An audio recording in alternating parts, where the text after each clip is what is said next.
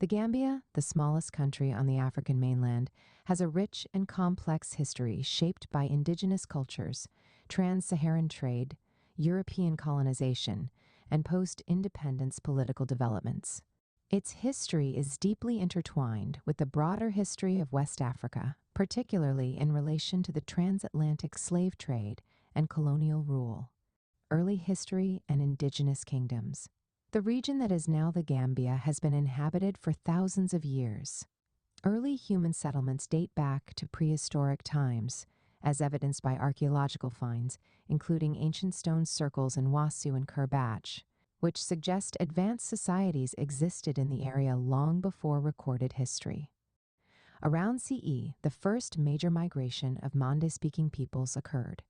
The Mande, along with the Wolof, Fula, and Jola, established societies that engaged in agriculture, fishing, and trade.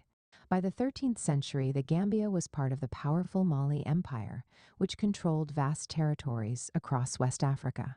The Mali Empire, founded by Sundiata Keita, influenced the region through trade, Islam, and political structures.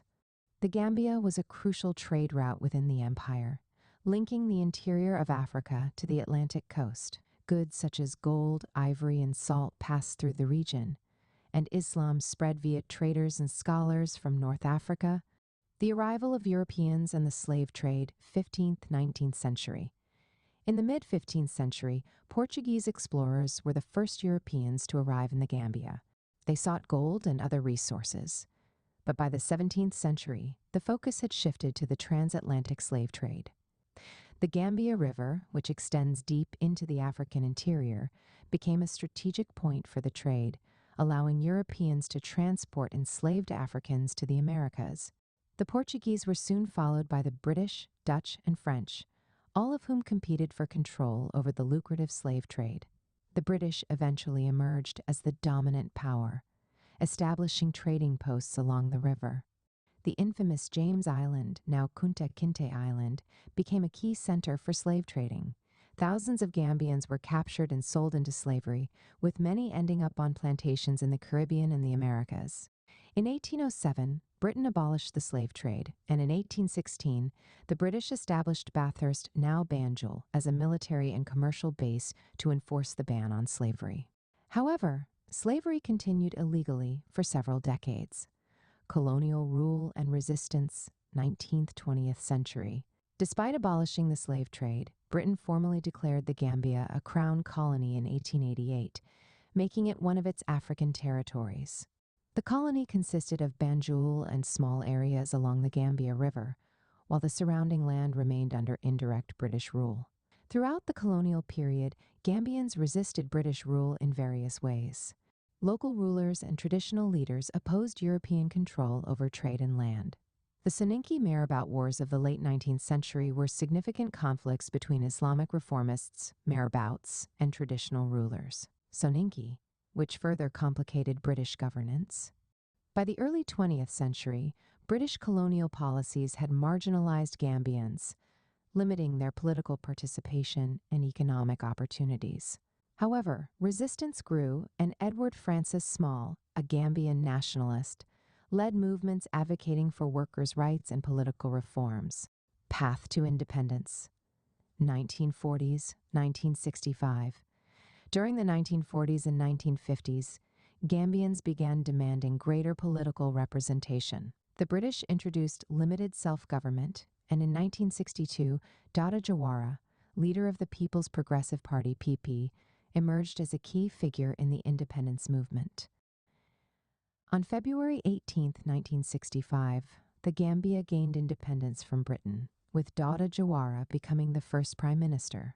Initially, the Gambia remained a constitutional monarchy under Queen Elizabeth II, but in 1970, it became a republic, with Jawara as its first president. Post-independence and the Jawara era, 1965-1994. Following independence, President Jawara led a period of political stability and economic development. His government focused on agriculture, education, and infrastructure development. The Gambia maintained close ties with Britain and other Western nations while avoiding major conflicts in the region. However, Challenges such as economic decline, corruption, and dissatisfaction among the military and youth led to unrest. In 1981, an attempted coup by the Gambia Socialist Revolutionary Party was crushed with the help of Senegalese troops. This led to the formation of the Senegambia Confederation, 1982-1989, a short-lived political and economic union between the Gambia and Senegal which ultimately failed due to political disagreements. Yahya Jammeh's military rule, 1994-2017. In 1994, a military coup led by Lieutenant Yahya Jammeh overthrew Jawara's government. Jammeh, a young army officer, justified the coup by claiming to fight corruption and mismanagement. However, his rule became known for authoritarianism, human rights abuses, and suppression of opposition. Jammeh ruled for 22 years, winning multiple elections that were widely criticized for fraud and intimidation. His government restricted press freedoms, detained political opponents, and was accused of extrajudicial killings. Despite this, some Gambians supported him for his infrastructure projects and economic policies. In 2016, Jammeh unexpectedly lost the presidential election to Adama Barrow, a relatively unknown opposition candidate. After initially accepting the results, Jammeh refused to step down, leading to a political crisis. The Economic Community of West African States, ECOWAS, intervened militarily, forcing Jammeh into exile in Equatorial Guinea in January 2017. The Barrow presidency and the Gambia today, 2017 present. Adama Barrow's government has focused on democratic reforms, justice for Jammeh-era crimes, and economic recovery. A Truth, Reconciliation and Reparations Commission, TRC, was established to investigate human rights violations during Jammeh's rule. Despite progress, challenges remain, including youth unemployment, economic struggles, and political tensions. In December 2021, Barrow won re-election, defeating opposition candidate Ousseynou Darboe. However, political divisions and calls for accountability continue to shape the nation's future. Conclusion.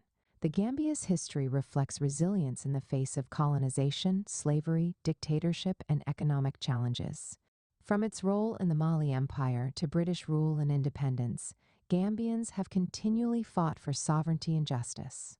Today, as the country moves toward a more democratic future, its historical experiences continue to influence its political and social landscape. Kindly share this post if you find value in it. Thanks for your support. You can watch this program on YouTube. P.S. In case you want to, feel free to reach out to me.